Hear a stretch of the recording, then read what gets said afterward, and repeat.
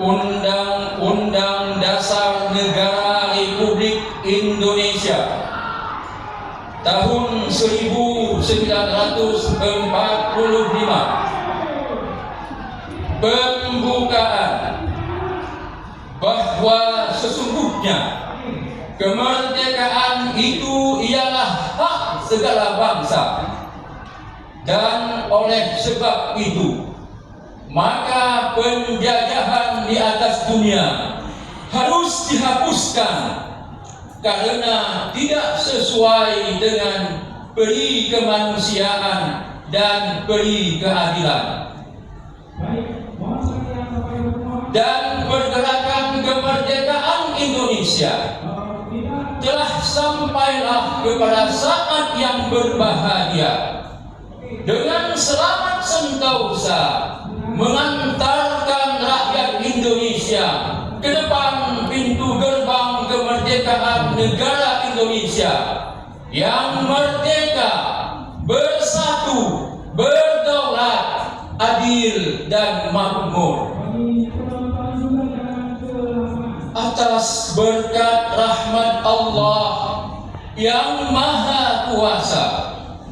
dan dengan didorongkan oleh keinginan luhur supaya berkehidupan kebangsaan yang bebas, maka rakyat Indonesia menyatakan dengan ini kemerdekaannya.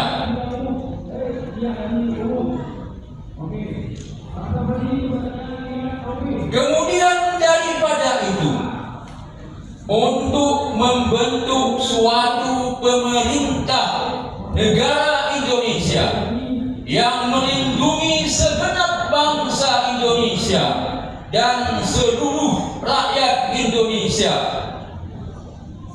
dan untuk memajukan kesejahteraan umum, mencerdaskan kehidupan bangsa,